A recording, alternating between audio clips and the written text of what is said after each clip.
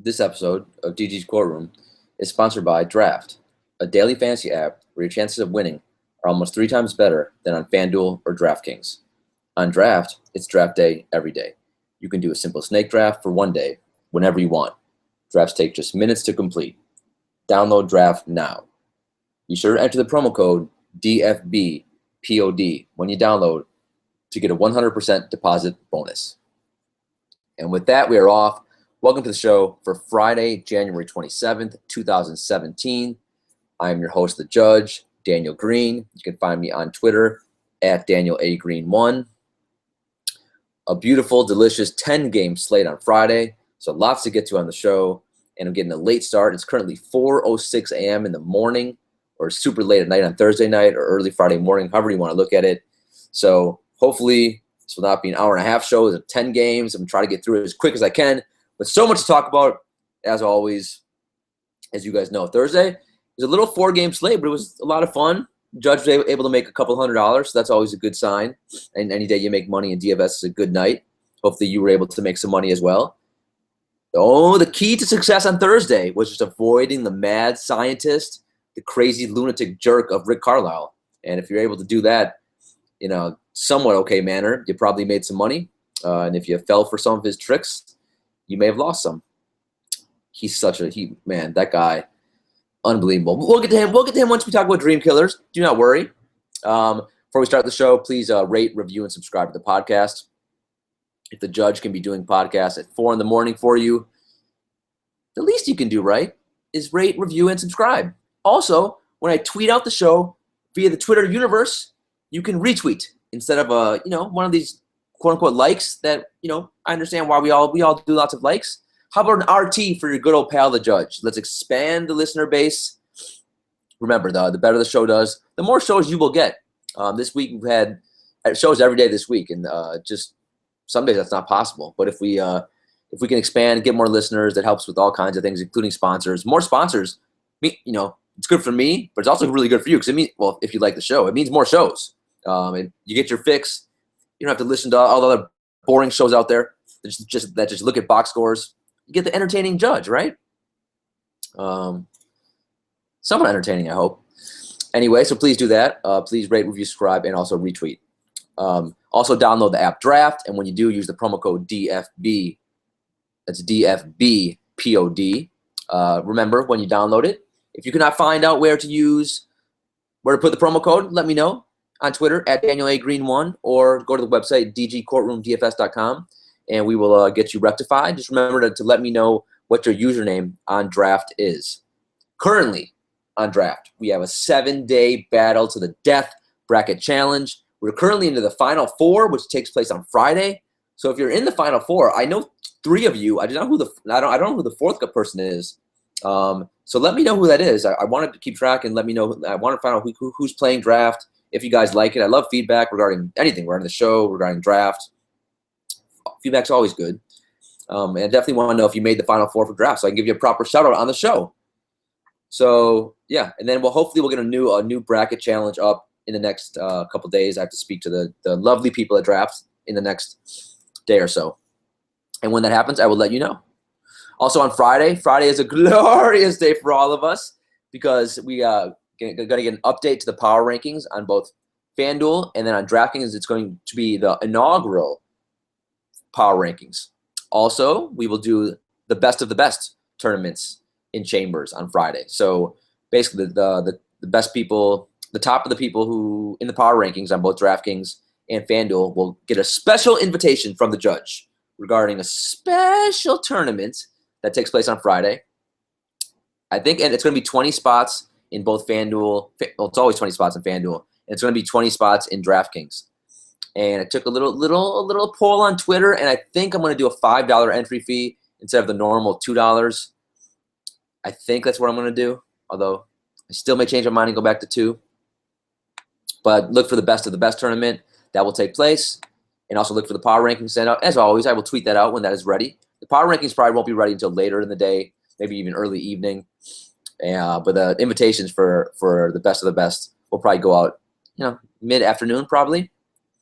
Speaking of Chambers, which is basically a tournament that we run, which contains all of the best players in DFS in the land, except the few pros who are a little too scared because they sit in the basement of their home, putting in 150 lineups, 150 lineups, 150 lineups into every tournament. Then they create another account and put another 150 lineups, 150 lineups. They're basically putting in 300, 450 lineups in every GPP and scamming the DFS system and making it not fun for the rest of us.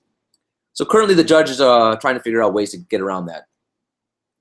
But that's why, like on slates like today, I was very disappointed. It was a 4-game slate, and if you saw me tweeting about this around 6 p.m. Eastern, 5 p.m. Eastern, when I was looking at which tournaments to play, like the number of entries in some of the tournaments it was just outlandish. I mean, I think the Slam on FanDuel, which is a $25 entry fee, which used to be one of my favorite tournaments to play, it was like 9,000 people, and on a 4-game slate, that's absurd. I mean, the pros are basically going to have every possible lineup combination in there against our 1-2 lineups. It's ridiculous. It should have been about 2,000 maximum for a tournament like that. And DraftKings was no better. DraftKings was running. I mean, their version of the Slam, the crossover, which I think is $27, had over 9,000 people as well. And tournaments like that, the multi-entry tournaments like that, especially on days where there's only a 4-game slate, it just, I mean, the regular players at such a disadvantage, and that's why on days like today, attack the single entry tournaments. Obviously, you can still you can play the large tournaments if you want. Just, I mean, I think I think you need to know going into it though how much the deck is stacked against you, especially on the small slates. If you're going to enter a tournament like that, it really is unfair, and I'm really truly disappointed in the greedy FanDuel and DraftKings for and putting up contests like that. I mean, on DraftKings, there was a contest with maybe there was on FanDuel too, but I saw it on DraftKings with 147,000 people. How do you get a tournament with 147,000 people on a 4-game slate? It's just ludicrous. These greedy SOBs. I mean, this is part of the problem why we had all the problems initially last year that led to all the regulators and the politicians getting involved in the DFS and ruining this for a lot of us anyway, and making it, especially for the judge, making it basically illegal in New York for a year. It's just greed. What greed does to people is pretty amazing. But I digress. There are still ways to make money on small slates. You just got to be wise about it. The judge, I didn't touch a single multi-entry tournament. I played every single entry tournament that was out there, and I was able to make a few $100. So there's still ways to make money. You just got to be creative and be constantly thinking about the slate, about the contest you're entering, putting yourself in the best position to cash. And that's why the judge is here, to help you guide, guide through those decision-making skills. It's also a big thing what we do in the consultations. All right. So Chambers winners, though, for Thursday. The judge, I thought it was going to take down them all again. Did not happen. You guys are getting very good in Chambers. So congrats to Terry Tang, Terry_Tang. I hope that's how you pronounce it. His first win of the year, his second cash, I think it was. Super Buck Wild, his second win of the year, but he's always lurking in the top of the leaderboard. And C. Townvin got his third win of the year. So congrats to you guys. On DraftKings, I did a little sneaky ninja maneuver. Some of you didn't even notice on DraftKings. I basically did a winner-take-all tournament on Thursday. So I think the winner got like $90 or something like that. And eDoom06 took it down. So congrats to you for DK Chambers Glory. Also, Tub Screamer took second, and What Up Doe 88 took third. What Up Doe 88, I think he's the early leader in number of cash in DraftKings. I think he's cashed already 3 times. I think 3 out of 10 days or something like that. Pretty impressive rate. Dream Killers. Well, you guys probably know where I'm going with this one to start off with, right? It's pretty easy, and that's the evil genius, Rick Carlisle. He thinks he's smarter than all of us. He thinks he's smarter than every other coach in the NBA. I'm pretty sure he thinks he deserves like a Nobel Peace Prize. He probably thinks he should be working at NASA. I mean, the guy, I don't know why I said Nassau. I mean, like Nassau County. That's like where I live in New York, close to me. I mean, NASA. Weird things happen when you do a podcast at 4 in the morning, especially when it comes to pronunciation. See, there you go. But Rick Carlisle, the dude is it's just super annoying to have someone who thinks he's that smart. He truly believes that every Dallas win is because of him. He genuinely believes it.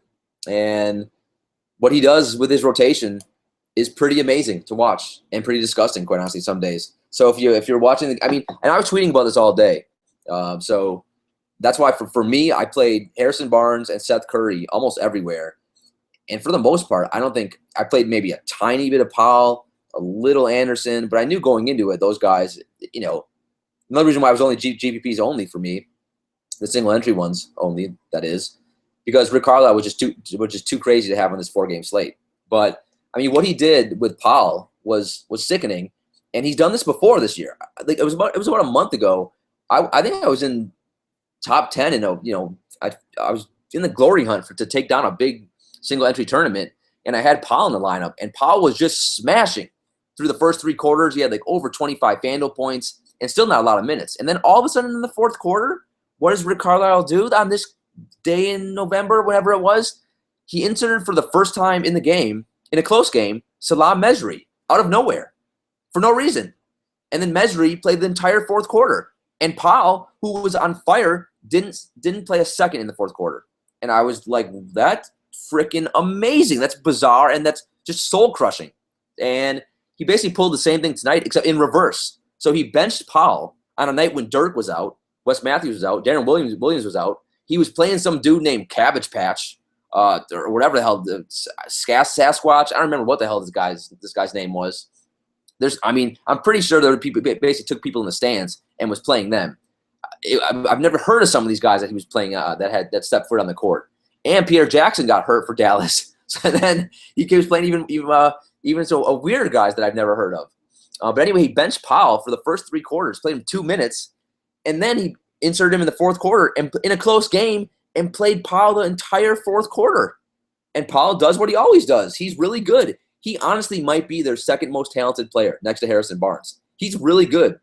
And so I think Powell put up 12 FanDuel points in the 4th quarter, and he could have had more. He missed a couple wide open threes, so he could have had close to like 20 FanDuel points.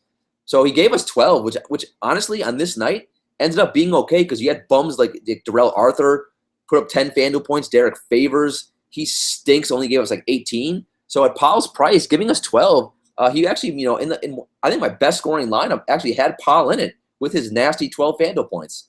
So Rick Carlisle, dream killer, soul crusher, just quite honestly a jerk. It's just I don't know why he does it. Like, play your best players, dude. Play your best players. How about that strategy? And that goes for all coaches. Why not that? It's a novel concept. Anyway, Enes Kanter, he could be a soul crusher as well. If the crazy Rick Carlisle wasn't on this slate, because Kanter going to a timeout punches a chair and breaks his forearm, and just bizarre. I didn't see it live. I had to go back and watch it, and it was just all of you should go YouTube it. It's a pretty amazing to watch. He was pretty frustrated. I mean, this reminds me of I don't know who the guy in the NFL was, who it was a quarterback. I think it was a quarterback for the Redskins. I don't remember who it was. Who basically, I think he was trying to celebrate a touchdown and banged his head against like the padding in the end zone, and then got a concussion, and or I think he maybe sprained his neck and was out for a couple of weeks. It reminded me of that. But this is even worse because I think he broke his forearm. He's out like 2 months. So unbelievably stupid. Now he doesn't seem like a smart guy to begin with, but that's unbelievable. Not to mention in real life, that's a big loss for OKC. He may be like he could win 6th man of the year or not before this injury. He might have. So just an unbelievably stupid move by Kanter. Wow, and that could really and OKC's battling for a playoff spot too. So I mean, I think in real life DFS too, this is going to help out like guys like Oladipo. And now in like the second unit, I think Oladipo is going to jack up a ton of shots, and maybe some guys like Sabonis would get some more run, I guess. But what a moronic move by him. Pierre Jackson. If you tried to play Russian roulette with the Dallas point guards, even when Jackson went out with an injury, it's not like Devin Harris got a lot of minutes. Devin Harris only played 20 minutes. Carlisle just moved Seth Curry over to the point guard. So Devin Harris was kind of a dream killer too, even though he gave you like 18 FanDuel points at his salary. That was okay. But on this slate, it wasn't good enough because Jameer Nelson went nuts at basically the same salary. Darrell Arthur, man, I got so many tweets about Darrell Arthur. You guys love Darrell Arthur. I mean, it's like sometimes I'm always amazed on like 10-game slates, like on Friday. You guys always come up with some pretty interesting questions on guys who play for like the backup power forward. I know Arthur was coming off of good games, and it was a legitimate question on a 4-game slate.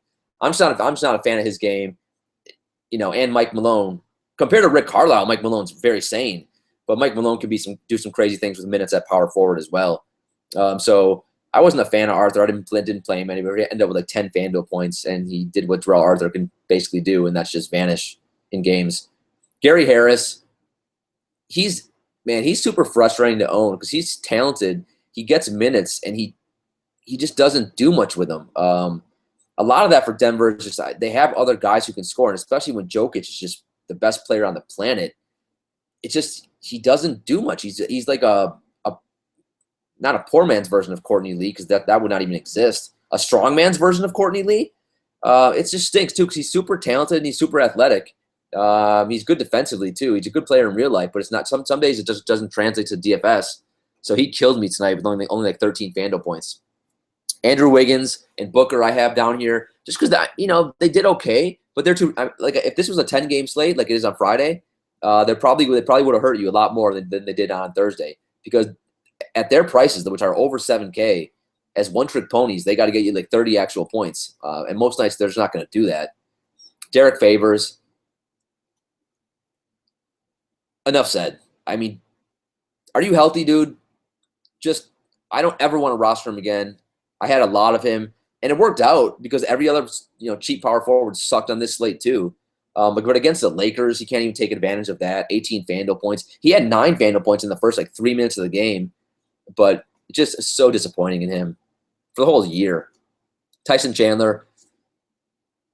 I think I've told you on numerous podcasts now, he's not a very good basketball player. He's not good defensively. Jokic owned him, and he sucked offensively and defensively. I mean, he's been good offensively this year at just getting some lob, and because Phoenix plays at such a fast pace, he gets so many. There's so many extra shots going up. He gets so many cheap rebounds and easy buckets. So he's been putting up decent numbers, but he's just not that good. So he was a dream killer, and now he's like 6.6K, just a crazy price as well. And you know what? I'm putting Karl-Anthony Towns again on for a dream killer for what he did to me on Monday night. Because if you watch Denver play Phoenix, they tried to put PJ Tucker on Jokic on Wednesday, like they tried to put PJ Tucker on Towns on Monday. Completely shut down Towns on Monday. I mean, if you go to my Twitter timeline, you can see I posted a video basically what happened whenever they tried to put PJ Tucker on Jokic. It was very simple. You post Jokic up because he's got about 8 inches. He's 8 inches taller. You lob it in. Jokic turns around and gets a layup. And that's all Towns had to do as well. If Minnesota would have been a little bit patient and just let Towns get the ball, throw it high, let him turn around and dunk the ball, it could have been the exact same thing on Monday. But because they're so scared, they hid Towns in a corner for 18 minutes. And watching Jokic destroy PJ Tucker, destroy anyone who tried to guard him, it was just reiterated the fact that what Minnesota did on Monday with Towns made zero sense. I mean, to be that afraid of PJ Tucker, get out of here. That's disgusting. Dream killer. All right, dream lovers. How about the judge mixes up on you? The Young Pope, a little TV for you. I'm telling you, man, The Young Pope on HBO. Someone told me about this show. I'm like, I don't want to watch a show about a pope. Then I watched it a couple days ago, and I'm like, you know what? This is pretty interesting. Like what happens in Vatican City. I have always wondered. I'm not religious, so I don't really care about that aspect of it. And I'm not a big Jude Law fan either.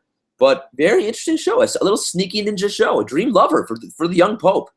All right, Jokic, man, he's so good. It's unbelievable how skilled he is offensively. He has touch. He can do anything on the basketball court, and he just abused Phoenix tonight. The sad news is, like late in the game with like a minute to go, he outscored Westbrook. He had over 60 FanDuel points, but like a minute to go, and I put a video up of this on Twitter as well. Gary Harris, actually, the one good thing he did, he had a really good block on Devin Booker, and I wasn't sure. I think it looked like Booker kind of banged into Jokic, and Jokic went down in a lot of pain. I wasn't sure if it was an ankle or what it was. Turns out it looks like it was a hip injury. He left the game. I think he did an X-ray that turned out negative. He's getting an MRI on Friday. Hopefully it's nothing bad because he's been playing so well. If that turned out to be anything serious, that would be devastating because, man, he has been great. He's legit been top five player in the NBA the last couple weeks. Westbrook, dream lover. On a 4-game slate, what I said yesterday, it's just not the day to fade Westbrook. If he played amazing, still didn't even hit value because that's how expensive he is. But you just couldn't afford to fade him on this slate. Jameer Nelson, you just stayed away from Rick Carlisle's point guards. Played Jameer Nelson. You probably ended up the night making some money. Jameer, he was excellent. He was better he was much better than I thought. Ended up with like 35 FanDuel points, and he was just tremendous. Brandon Knight, I wasn't sure if Bledsoe got in early foul trouble or what happened to give Knight some more minutes, but whenever Knight gets more minutes, I should say whenever Knight plays well, he gets more minutes. He started in the first half. He was playing pretty well, so he got extra minutes. He got like 24 FanDuel points, which basically was like double Gary Harris. So he was a dream lover, and he was like the key. He was the difference between probably me making 300 and 3,000. It was, because the scoring, 10 points on a 4-game slate, that was a massive difference in terms of a dollar amount. Justin Anderson, Carlisle gave him about 24 minutes, and he was good. He took advantage of it. Finney, Linney, Crinny, Shinny, Minnie, Smith. I don't know why Carlisle loves him. He had over 40 minutes. He's a poor man's Otto Porter. No usage rate. Pretty athletic. Okay defensively. But Carlisle hates Powell because, I don't know, maybe Powell must have done something. And he loves Finney Smith. So Finney Smith got to be a dream lover. Jeff Teague was great for Indiana. So was Paul George. Harrison Barnes, he was excellent. Got all the extra usage, all the shots in the world. And I'll put Karl Anthony Towns on here. He was a dream lover for his performance on Wednesday. He was back to the Towns that we expect. There was no PJ Tucker, so he was fine. And I don't know if did I mention Seth Curry or not? Because he's the dream killer. He sucked. He was horrible on Thursday. He should have went nuts given the fact that all the extra usage, and then especially when Jackson went out, he even got more shots and more usage and more minutes. He didn't shoot well. What did he give us? Was it like 16 FanDuel points, something like that? Yeah, just not a good performance by him. I expected a much, much better night from him. All right. Injury news for Friday. Caspi, calf injury. What happened to Caspi? God, he sucked all year long, even when he's played. Rodney Stuckey dealing with a hamstring. The biggest one is probably DeMar DeRozan again. It's DeMar and probably Kawhi Leonard. So DeMar is questionable with this ankle. If he's out, fire up Kyle Lowry, fire up Powell. Terrence Ross is a nice GPP play. I really do hope he's out. Jeremy Lamb still questionable with that foot. Cody Zeller still questionable with the quad contusion. Evan Fournier still got this right foot. Looks like he's doubtful. DJ Augustine questionable with the sprained ankle. If Augustine and Fournier are both out, I don't care. Alfred Payton killed us last time out. He's still a really good tournament play. He's got 40, 50 FanDuel point upside. I'll play him. Okafor, right knee soreness. He stinks. I hope he sits. Eric Embiid looks like he's going to be out with a knee as well. So Nerlens Noel again on Friday. Just almost lock and load. I'm excited to see what his price is. I don't even know yet. So I will learn when you guys learn, when we go through the plays. Eric Gordon dealing with back tightness. He's questionable. Whiteside, an ankle injury. He's questionable. So I would imagine he'd be out. He's been dreadful lately, so let's let him heal if you're Miami. Then I guess Showtime, Willie Reed's back in play. Maybe James Johnson can finally have a good game. Tyler Johnson from Miami is also going to be out. Anthony Davis is going to play. What quarter will he go in the locker room and get injured this time? My guess would be third quarter again. God, just retire. It's going to be so frustrating. Watch, he's going to put up like a 70 FanDuel point night soon. Kawhi Leonard got a hand issue. He's questionable. Jonathan Simmons is out with a wrist. So if Kawhi is out, Anderson, it's going to be an excellent play. Tony Parker is back, so I guess Murray's not going to be a good play anymore. Not that he was a good play anyway. And then Mo Harkless has a calf injury. He's questionable. All right, let's take a quick little trip to Vegas. So 10 games. There's 4 over-unders that are not up yet because of the injury news, like Kawhi, like DeMar DeRozan that I just mentioned. Of the games that are up, you got Brooklyn at Cleveland. Cleveland's played just horribly lately. I don't know, what have they lost? 6 of 8 now? LeBron's whining like a little baby. So they're favored by 15. They should destroy Brooklyn. Brooklyn stinks. Brooklyn ends up somehow making every game close, though, and then they typically get blown out in the fourth quarter. So, you can approach this in a couple different ways. One, just fade the game, or just pretend it's going to be close, and then everyone from Cleveland's in play in an elite spot. 226 over-unders, it's a pretty big number. Charlotte at the Knicks, that's a fantasy gold mine, I think. Over-under is 212. Not great, but I think, for that game, we basically know who's going to get most of the minutes, so we can attack that game. Sacramento, Indiana, 212 over-under. That's a high over-under for Sacramento. So that game's fine. One of my favorite games is Washington, Atlanta. We especially know who gets the minutes for Washington, and even Atlanta for the most part. So that's a nice game to stack and watch in real life. Memphis, Portland, 207 over/under. Man, a lot of these Memphis and Utah games have had decent over/unders lately. That's Memphis has been playing a little bit faster pace. That's a little surprising. I would think the over/under would be a little lower than that. That's a pretty big number for that game. By Portland's not Phoenix or Denver or Brooklyn.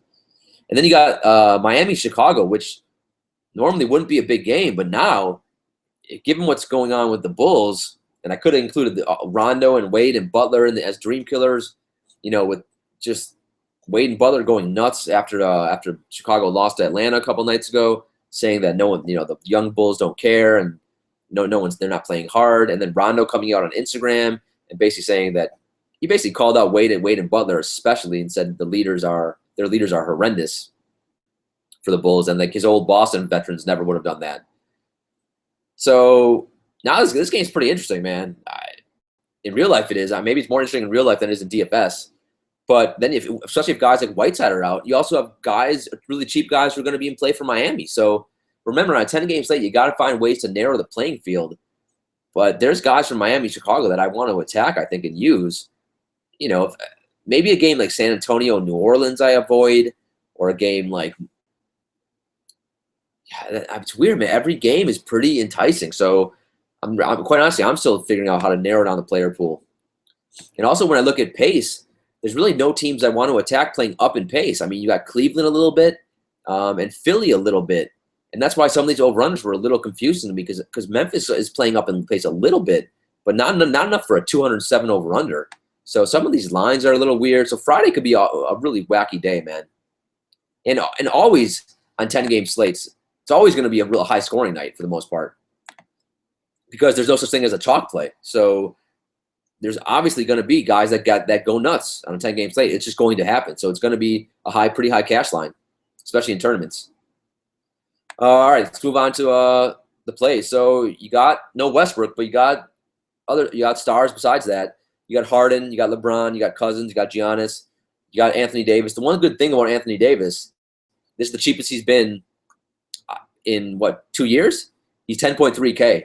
So now they are playing the Spurs, who are, I think, might give up the fewest FanDuel points to power forwards. They defend power forward really well, but it's a really good tournament spot for Anthony Davis, and we're getting him at a bargain price, because if he was healthy, he would still be over 11K. Then you got John Wall, you got Kawhi if he plays, Butler, Isaiah Thomas is way up at 9.8K. That's freaking expensive. So you still got lots of good players, obviously in play on this 10-game slate. So point guard, the most expensive guy is John Wall. He was 10.7K on Wednesday. Now he's 10.2K, so it came down a little bit, which is good. Facing Atlanta, Dennis Schroeder, as you probably heard me say before, is maybe the worst point guard I've ever seen defensively.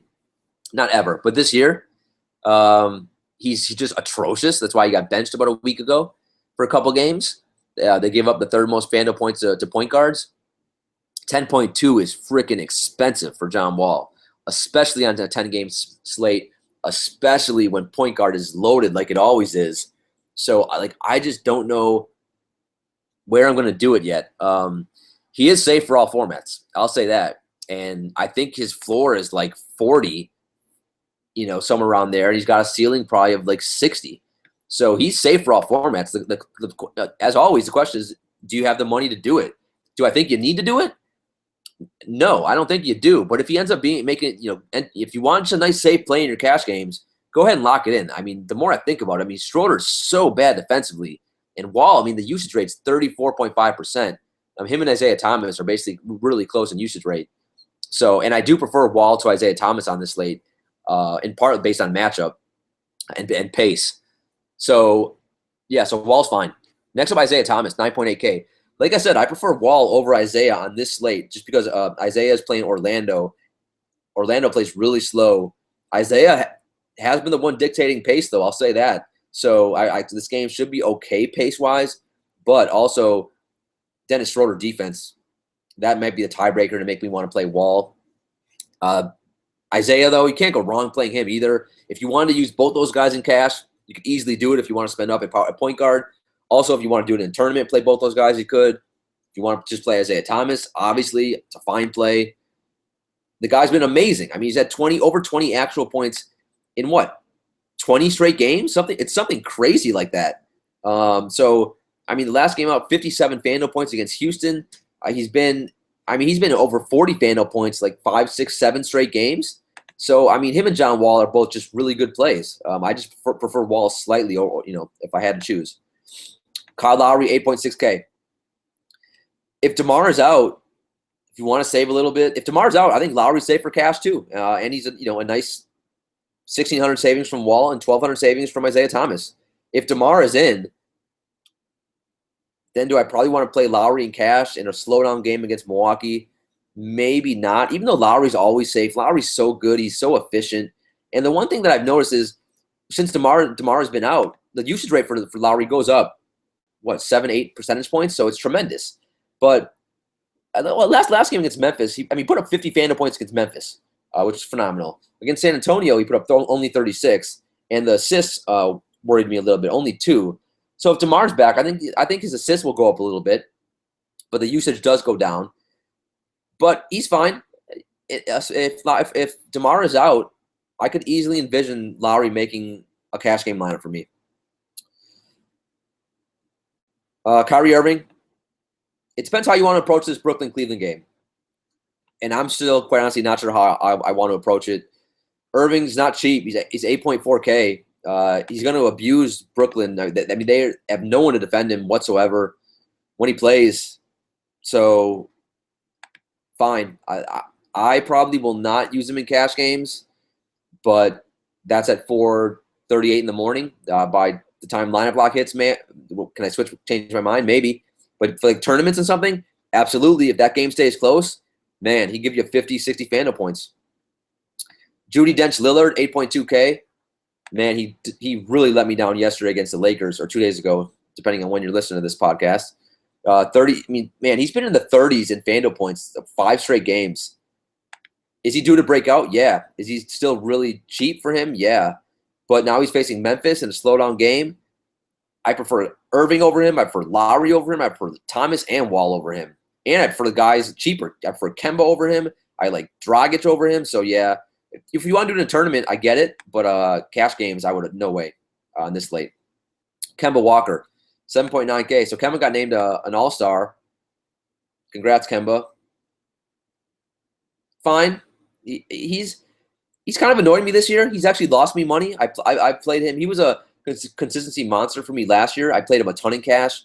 This year, he hasn't been the best cash game player, but he's still fine. That's a fair price. He's going against Derrick Rose and the Knicks, who don't play any defense. I have no issue with that play. He's fine all formats too.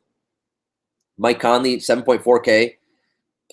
So Memphis at Portland. Portland stinks because they don't play defense, and especially they don't play defense at point guard and shooting guard. Like Lillard and McCollum are probably the worst defensive backcourt in the NBA. I mean, that or Atlanta or Denver. I think Denver with Gary Harris, they're okay now. And I think since Atlanta traded away Korver, Atlanta's not horrible at the shooting guard position defensively. So, yeah, I really do think Portland may have the worst defensive backcourt in the NBA. Conley has been disappointing the last 2 games, 23-28. So you probably don't want to do it in cash. But he's a sneaky ninja tournament play. He could light up Portland with Memphis playing up in pace. He could get 40 FanDuel points on this slate. Jeff Teague, 7.2K.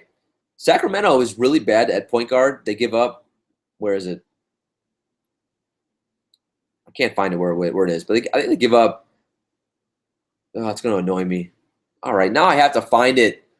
Where is it? Where are you? Defensive versus position. Too many Excel spreadsheets, too much information, too much data, 10-game slates, too much brain overload. And now, what was I even looking up? Stupid Jeff Teague's DVP, really? On a 10-game slate, that's what I'm looking up for you guys. Hope you appreciate the judge's dedication. So they give up. It's not even that great. Like the 8th most FanDuel points to point guard, something like that. So Teague's in a good spot. Indiana is playing down in pace. So he's fine. I think that there's better plays for cash games. They're safer plays. He was excellent though on Thursday, and they are on a back-to-back too. Dragic, same price as Teague, and I probably prefer Dragic just because it's not a back-to-back. And the Bulls have been really bad defensively at point guard all year, and now they're starting Grant, who's not great defensively. Also, this is a little revenge game. I mean, also not to mention Wade against Miami, Dragic against Wade, Dragic in Miami. I mean, Dragic against Chicago. So, there's I should say Dragic against Chicago doesn't really matter, but Dragic against Wade, that kind of matters. Quite honestly, I don't think those two like each other. They didn't seem to ever really mesh well in Miami. Dragic always wanted to play fast, and Wade was old and his knees hurt, so Wade would always want to play slow. But Dragic, especially if Whiteside is out, Dragic's usage rate's already close to like 29%. He's been really good, really consistent the last week and a half, last 2 weeks. So, man, he's safe. I think he's safe for all formats on this slate. I really do, and especially if Whiteside's out. And even if Whiteside's in, he's still a good play. Drew Holiday, 6.8K. I just wouldn't do it. I know he's been a little bit better lately, and he had the 60 FanDuel point net against Cleveland. I'm not going to do it in cash games on a 10-game slate. You got to be. There's just no way. If you want to do it in the tournament, and if you want to throw a Drew Holiday and Anthony Davis lineup, because like 2% of the people playing DFS will do that, you can. You can. Also, people are afraid to attack the Spurs. He's going to be super low owned, but I don't love the play. Dennis Schroeder, 6.7K. I love the Washington-Atlanta game. John Wall is really good. He's sneaky good defensively. Washington defends the point guard position really well. Schroeder's had 4 straight games now in the mid to high 30s in FanDuel points. So he's good. He's fine. I just, am I still a little reluctant to in cash? Yeah, but tournaments and even like single entry tournaments, I think he's fine. Elfrid Payton, I probably won't do it in cash, but if Fournier is out, if DJ Augustine is out, I will use him in single entry and GPPs. I won't hesitate either, because he has 40, 50, 60 FanDuel point upside. Remember, he put up 57 against Utah. He just wasn't. Guys in the NBA, in an 82-game season, they have games like he had last game. He just wasn't there. He looked kind of out of it. I don't know if he was tired. I don't know what the deal was, but he was just disengaged. He wasn't focused, and I expect that to change. Also, as good as Isaiah Thomas is offensively, Isaiah Thomas is really bad defensively. He's lazy defensively too.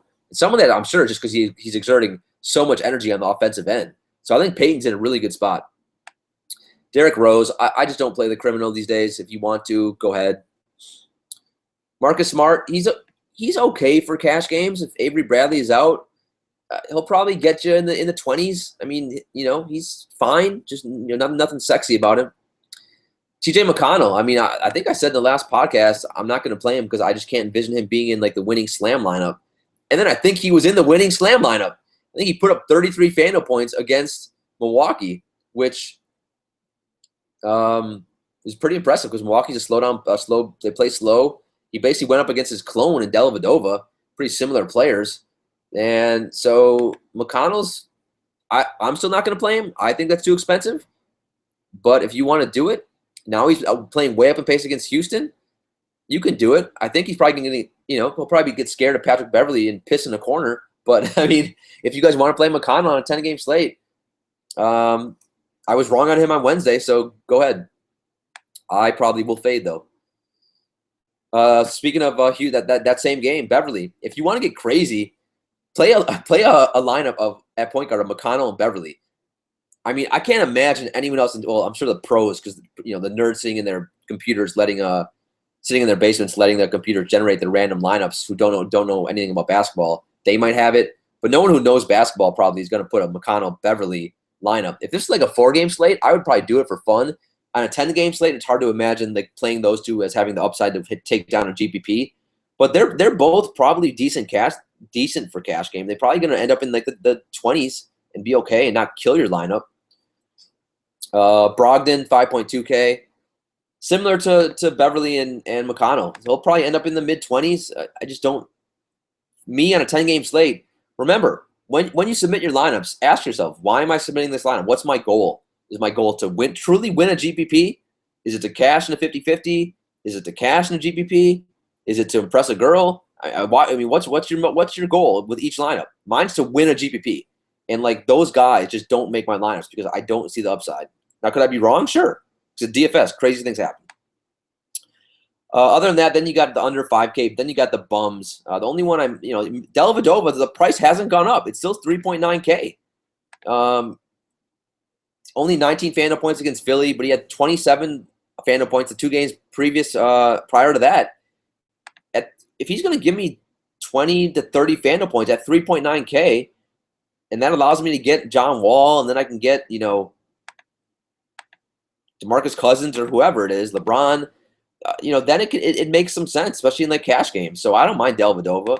And then as a sneaky ninja, Grant, I expect some of these younger Bulls to play well because Wade and Butler called them out. So I expect the Bulls to come hungry, especially some of the younger guys like Grant, who is starting to put up some a decent line. Shooting guard, James Harden, 12K.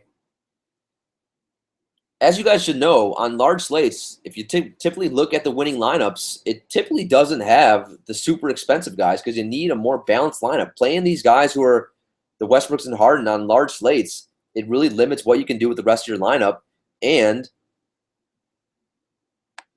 unless these guys go for like 70, 80 FanDuel points, other guys at that position are going to smash value as well and be able to make up for whatever Harden or a guy like Harden or Westbrook puts out there. So I don't think you need to play Harden. Do I still think he's totally fine for cash games? Yeah. Would I probably still do it in cash games? Right now I do have him in for cash games. For tournaments though, is it an easy fade to do? And using easy, I guess, in quotes. But I think, yeah, you can definitely fade him in cash games. Would it surprise me in any way, shape, or form if he's not in the winning GPP lineup on Friday? No, it wouldn't. Because, again, he has to give – if he puts up 70 or 80, then I think you're screwed. Then you're probably in trouble. But if he puts up 50 to 60, I think you can make up for that and still take down a GPP and win tons of money. With that said, he's playing Philly. There's no one to defend him. He has a floor of like 45 to 50 FanDuel points, and he could give you a ceiling of 70, 80. So, yeah, he's always a good play. Giannis, the Greek Freak, he's been in like a little slump for him. So his price has come down a little bit. He was over 11K. Now he's 10.3K. I like the spot for him, though. I like the price because it's come down. Whereas Harden has like a floor of 50, his floor is maybe closer to 40. If you can't fit Harden, I mean, you can save 1.7K and play Giannis. So I think he's due for a bust-out game. Toronto does defend shooting guard really well, but what I don't know. I don't even know what position. What is Giannis? You could say he's point guard, shooting guard. He's every position. So I'm not sure who the hell Toronto's going to use to defend him. If it would even be DeMar, if DeMar DeRozan even plays, it could be Carroll, it could be Patrick Patterson if he plays. So I think Giannis is in a good spot. He's fine for any format you want. CJ McCollum, I'm just not going to play against Memphis. If you want to play him in a tournament, sure. D Wade, so D Wade was like 6.7K less than a week ago. Had a couple good games. Now he's 7.9K. That's too expensive. He's basically got to give me 40 FanDuel points. Could I see it happening? Yeah, I could, because one, Wade's coming off a rest, and now two, the entire national media is going to be focused on this game. And Wade's no idiot. He knows he has to play a good game now.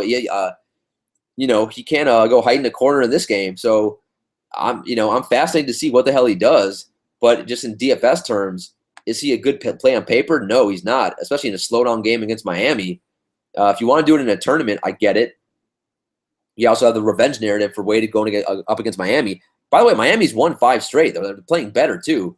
So, I think it'd be a little stack to do a little D-Wade, Deion Waiters as your 2 shooting guards. But can I recommend the play in cash games at that price? Probably not. I mean, if you're going to go at the, in that price range, I probably would prefer Batum at 7.1K. You're saving $800. Batum is like 28 years younger than Wade, and I think Batum's just a tad safer going up against the Knicks that don't play any defense. And the pace of that game should be a little bit better as well. So Batum, fine for all formats. Bradley Beal. So Atlanta is bad defensively at shooting guard. They're a little bit better since they traded Korver.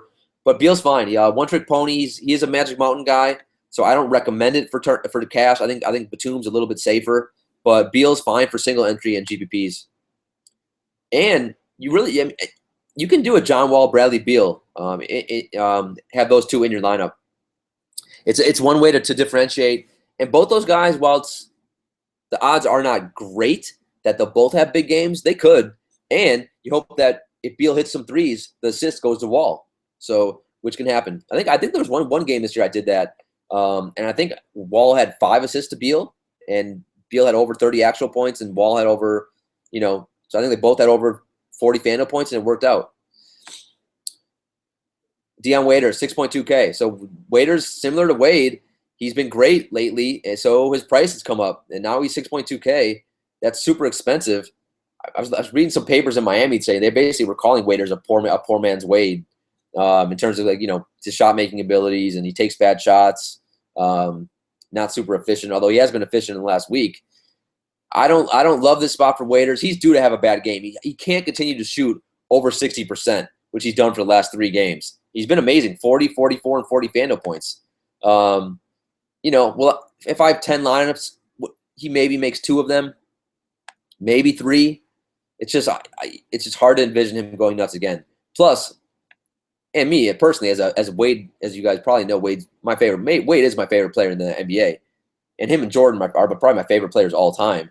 So I personally hope Wade shuts Waiters down completely. Tyreek Evans, 5.5K. If you want to do it in tournaments, but really the minutes just aren't there yet for him. Then you got the bums. You got Tony Allen, Tim Hardaway Jr., Garrett Temple, Deadman Walking, Courtney Lee. Man, there's so many guys. Courtney Lee, he's been good lately, 33, 22, 25. He got benched one game, and then that seems to have woken something up. So if you want to play, you can play a Courtney Lee lineup, all the men with no usage rate. They're all in play in this slate.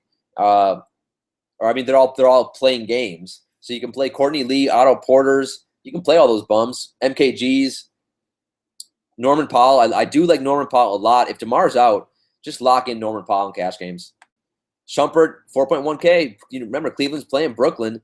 So Shumpert's, he's giving you over between 20 and 30 Fanduel points like the last week and a half. He's going to get 30 minutes. I think he's safe for all formats. I really do. Then you got Kilpatrick and guys like that. Ugh. All right, small forward. LeBron, 10.8K.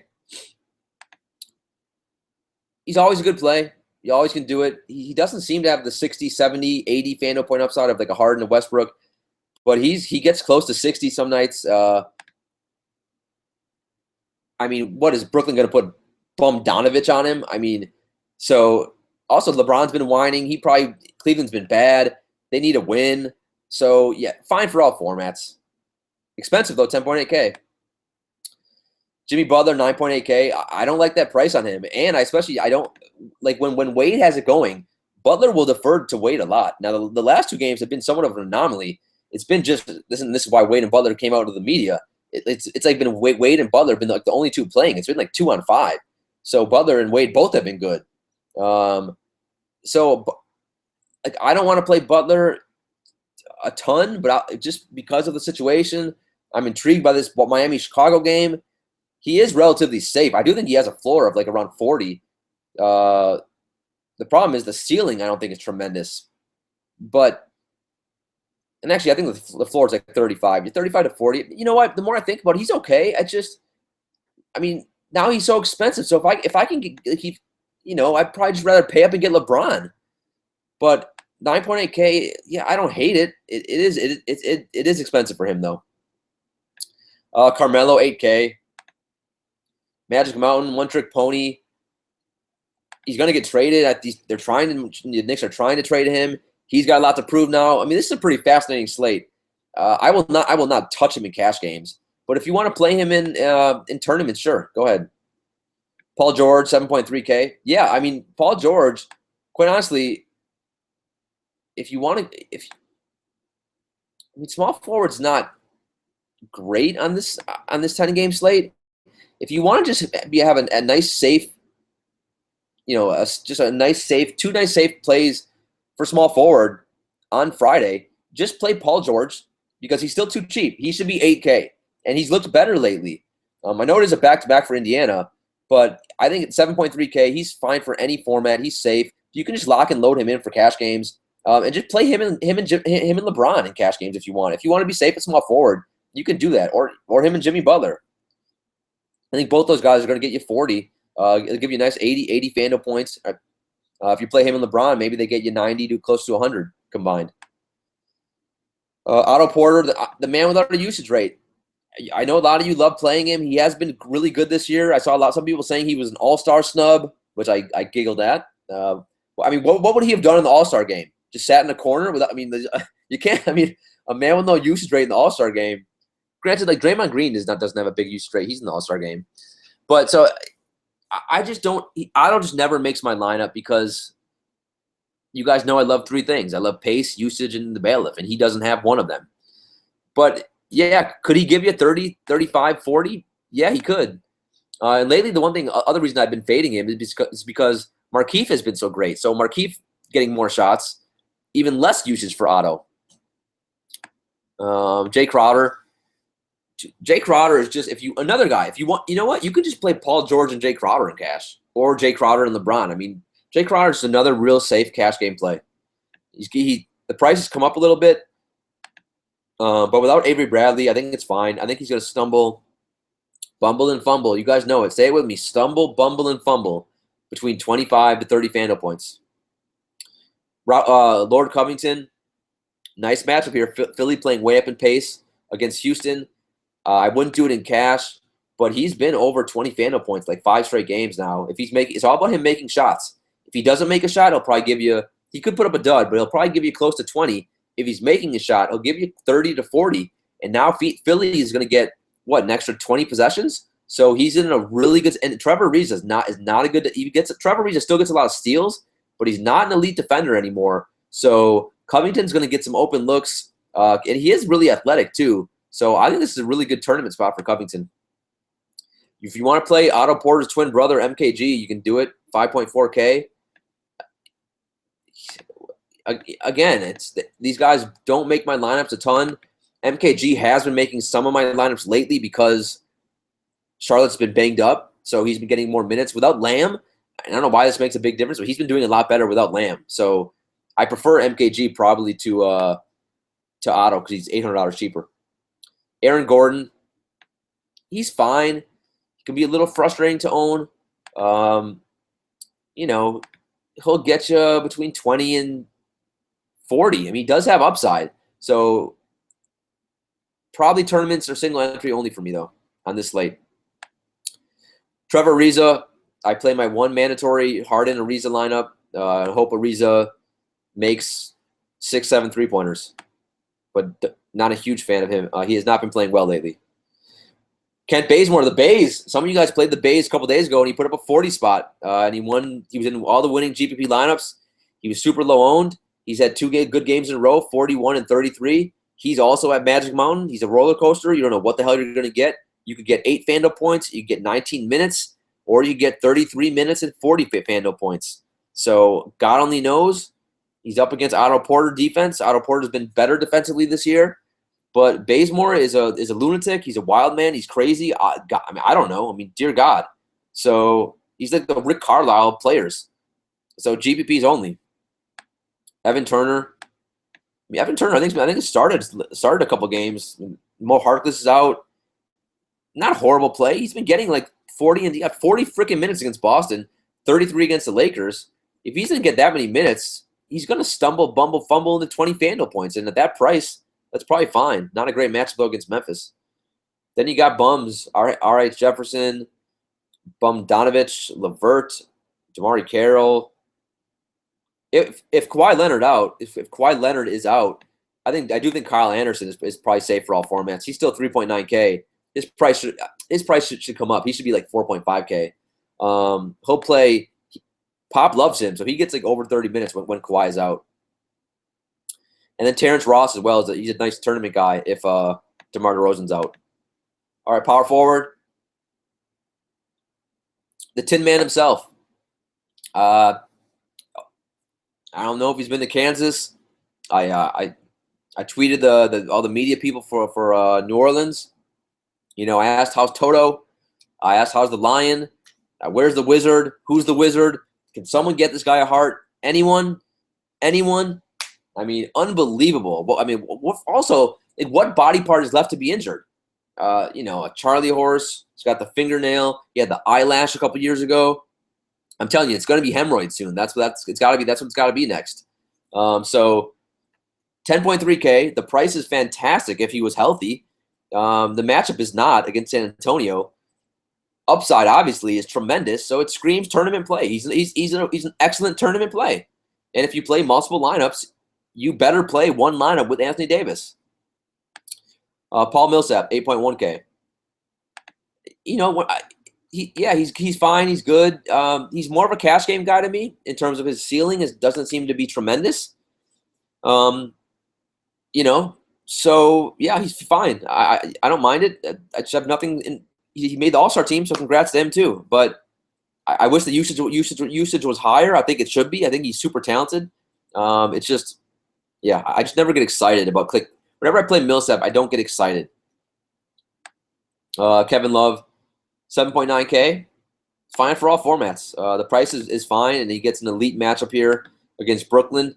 And if that game stays close, he'll go nuts. And if it doesn't stay close, I still think he's got a floor of like 30, 35 FanDuel points, which, you know, probably won't kill you on this slate. LaMarcus Aldridge. If Kawhi is out, I know it's hard playing Aldridge in cash games, but I think you can do it if Kawhi is out. New Orleans is horrendous guarding power forwards. Anthony Davis is not a good defender. So you can play Aldridge either way, but probably tournaments only for me if Kawhi plays. Jabari Parker, man, he's 7.8K, super expensive for me for one-trick pony in Parker. So tournaments only for me for Parker. Markieff Morris has been unbelievable, 6.9K. That's expensive, so he's got to give me 35. That's hard to do because I think like that's around his. The problem for him is lately is like 35 has been like his floor and ceiling the last week and a half, the last 2 weeks. So you can do it. It's just me. I don't know. I just have a hard time that I just don't think he's going to end up being in a lot of my lineups. So he has played great lately. Porzingis's price, it's just collapsing at such a historic rate. I mean, it's horrifying to see. Quite honestly, I'm in shock. I'm looking at it and I can't believe it. 6.6K. Was he 9K earlier this year? He was definitely over 8. He was definitely like 8.5K at one point, I think. He was over 8K for he was between like 7.8 to 8K most of the year. So now we're getting him at a cheap discount. I mean, he was already like he basically, you know, it was like after the holidays, they had a markdown sale for Porzingis. Then like still no one bought the clothing or whatever store he was at. Now they put him to an outlet mall and like still no one bought it. Then they shipped him back to the warehouse. He's at the warehouse right now. I mean, this is like bargain bin shopping right now for Porzingis. 6.6K, dirt cheap. Is he healthy though? Doesn't appear to be that way. The dude's not even playing like 24 minutes a game the last couple of games. So with that said, you can't do it for cash. But why are they? If he's not healthy, why is he playing? By the way, like what? That's stupid. If he's not healthy, just rest him. Let him get healthy. He's too young to risk the Knicks' future. But tournament play for me. He's gonna win someone at GPP really soon, and it's gonna be when he's at a discounted price. Serge Ibaka, I like the price, $6K. It's cheap. You can attack Boston bigs, and Brad Stevens doesn't know who to play at power forward for Boston lately. So Ibaka's not a cash game guy, but I think tournaments is okay. He can give you like 30, 35, even close to 40 maybe. Ilyasova, 6K. The problem is he's probably going to end up close to 30 FanDuel points. So if that's enough for you, that's fine. Nerlens Noel has been playing super well for them last couple of games. So I thought he'd get more minutes with Okafor and Embiid out, but he hasn't. So he's been good. He would be great if he got the extra minutes because he's a fantasy point per minute monster. But also keep in mind, they are playing Houston, so he is good. Are playing up in pace. He will get extra possessions. So I think as a tournament guy, you can do it. Zach Randolph, I heard there was a rumor you could attack Portland bigs before Julius Randle decided to take a crap against Portland every time he plays Portland. Zebo's been good lately, so you can play Zebo against Portland. I don't mind it. Not a huge upside, but pretty safe. Terrence Jones, I don't know. Alvin Gentry hates Terrence Jones almost as much as Rick Carlisle hates Dwight Powell. So if Anthony Davis plays, TJ is just too expensive for me right now. David Lee, 5.7K. Man, his price skyrocketed up. That's expensive now. I don't want to pay 5.7K for David Lee. Maybe in tournaments. James Johnson. So the prices come way down. If Whiteside's out, maybe I'm not exactly sure what the hell's been going on with James Johnson. 19 minutes against Brooklyn. That was the scariest thing, and I don't know why that was. I don't remember if did he get hurt? I don't think so. Maybe I'm missing something. That he cost me a ton of money a couple nights ago. But so I'll need to do some more research and to figure out what the hell's going on with him. But the price has come down, so I like that. Not a cash game player right now, but if you want to do it in tournaments, it's okay as long as he's going to get minutes. He was getting 30 minutes a night. It was a lock and load before that Brooklyn game.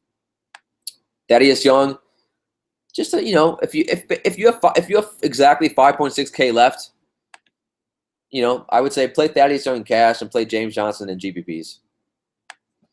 Aminu, yeah, no thank you for me. If you want just for fun, you can play a lineup of Aminu, Otto Porter, MKG, Courtney Lee, TJ McConnell, Patrick Beverly. Play all the guys with no usage rates and see what happens. Maybe I'll do that in a $1 GPP just for the fun of it. See if they can somehow bumble into 200 FanDuel points total for that lineup. I probably have a leftover savings though of $20,000 on my salary cap. Then you got, let's see, Marvin Williams, whatever. If the Charlotte guys are still banged up and not playing, he's actually not a bad play. I actually don't mind him for all formats. 28 and 35 FanDuel points, and he's I had him at 2% owned a couple days ago. Trevor Booker, tournaments only. Ryan Anderson, 4.7K. He was 6K a couple weeks ago. He got 36 minutes last game and gave you 27 FanDuel points. That's too cheap for him. He's an elite tournament play at that price because, team him up with Harden and put him in a tournament, those two together. Taj Gibson. All these Bulls guys, I don't know what to do with. They've been so bad. I expect all of them to come. I really do expect all the Bulls to come with extra motivation. And Gibson and Lopez, all those bums to have decent nights. But obviously you don't want to play five Bulls in your lineup.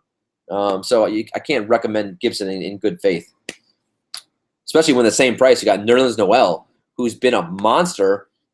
No Embiid, probably no Okafor again. Just lock and load. 4.6K. Now he gets Houston, an elite matchup playing way up in pace against Ryan Anderson defense. Man, you could play a Nerlens Noel, Ryan Anderson as your two power forwards. You could save a power forward. It would allow you to spend up at all the other positions. And quite honestly, they both still have tremendous upside. Then you got Harrell, you got Kaminsky and Amir Johnson, French Fries, Mirotic, another guy for the Bulls who's that's actually Wade and Butler. I think I heard they're most frustrated with Mirotic. I forgot who the other guy was. If it was MCW, I can't remember. But Mirotic was definitely the main guy they were upset with. All right, center. Dear God, it's 5:10 in the morning. All right, let's go fast. You got Cousins, 5.7. Cousins, 10.7K. Didn't they just play Indiana? I feel like they just did. Yeah, it was like last week. So Cousins against Turner. I loved watching both play, especially Turner. Cousins put up 54 FanDuel points, 53 against Turner, and he's been last three. He's been like 60. He had 2 games in the 60s, 1 in the 50s. He's been tremendous lately. He's just playing. Last time I saw, I think I mentioned on the podcast, I watched Sacramento. I think they played the Bulls, and Cousins. That was the best I've seen him play almost ever. He was amazing on both ends of the court. So yeah, if you have the money and you can fit him in, he's fine. Marc Gasol coming off maybe the best game of his career. He had 57 FanDuel points, 42 actual points. I like to fade guys coming off monster nights like that because they're typically, because of recency bias, they'll be high owned. The caveat here is they get Portland. What does Portland not defend? Well, anywhere. They don't defend any position, quite honestly. But especially power forwards and centers. I mean, centers, they give up, I think, the 4th most FanDuel points to centers. So Gasol is in a really good spot here. I think he's fine for any format you want. Al Horford. I actually played a decent amount of Horford a couple nights ago just because he was like 7.3K. Now he's 7.6K. That's still a really fair price. And, he's safe. He's going to get you a floor of 30 with a ceiling of like probably 45. So, and now he gets like Vucevic defense, who's one of the worst defensive centers in the league. So I think Horford's fine. Brook Lopez, he's tournaments for me only. Dwight Howard, 7.1K. I've been playing some Dwight lately too, because he's really cheap. 7.1K, he's a nice safe play. He's at 36, 37, 35 last 3 games. He's still, he's not as athletic as he used to be, but he's still good defensively, and he gets rebounds and blocks, and he'll stumble, bumble, and fumble into like 15 actual points. So just a nice safe cash game play. Does he have the upside to win a tournament? I'm not sure. But Gortat also has looked awful lately, so I don't mind it. Plum Dog, 6.9K against Marc Gasol. I will gladly fade on this slate.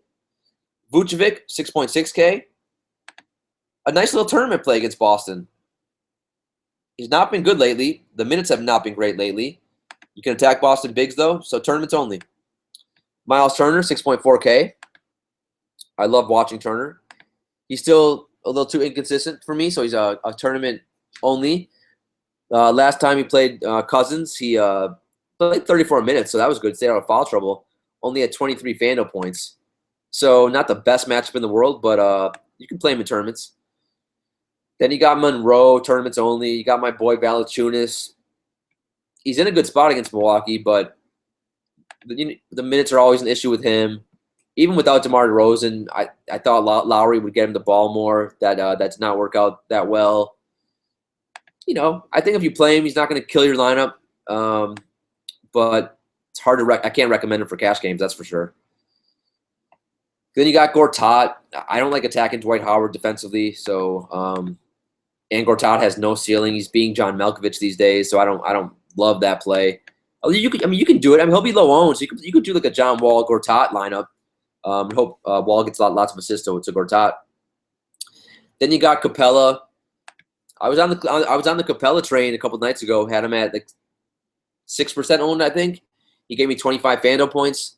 The problem was other guys went nuts at center, like Marc Gasol, and he only played 20 minutes, even though he started. So he's not getting a ton of minutes still, and center's a pretty loaded position on this slate.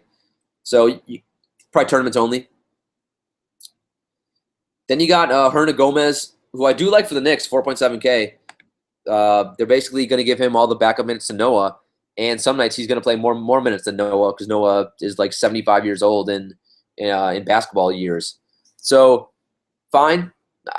Quite honestly, I think you probably don't want to do it in cash yet, but Charlotte bigs are horrendous defensively, so I'm fine with him. I think he was like 1% owned last time out. He'll probably be a little bit higher owned now, but if you want to punt center, he's fine. Then you got Tristan Thompson, you got Noah, you got Robin Lopez, you got Bismack and Spencer Hawes, you got hashtag Noghead for Toronto, Noguera. So, I mean, you can punt with a lot. Kelly Olynyk. There's lots of guys down there. Dead man walking. You know, if you really want to punt, I mean, my philosophy is just on a 10-game slate, I just don't think you need to do it. And I think the opportunity cost is too great to do on a 10-game slate because center, I mean, you got some really good centers going at it. And if guys like Cousins or Gasol or even Horford, Lopez, Howard, if those guys put up big numbers and then you played a dead man walking, you'll probably be in some trouble. All right, that's it. That's the slate. Got through all 10 games. It's 5:15 in the morning. Got to get to bed. Dear God, I don't know how long I can keep doing this podcast. All right. So as you know, the best of the best chambers, you will get, if you made it, congratulations. You will receive an invitation from the judge. If you didn't, I still will have chambers for the rest of us. So hopefully you will one day qualify for the best of the best chambers. Also, I'll be updating the power rankings for FanDuel. I will be unleashing the initial DraftKings power rankings. It probably will be late evening or late afternoon, early evening. Other than that, that's it. Hope you made some money Thursday. Hope you achieve glory on Friday. Congrats, and welcome to the weekend. All right. For me and the bailiff, court is adjourned.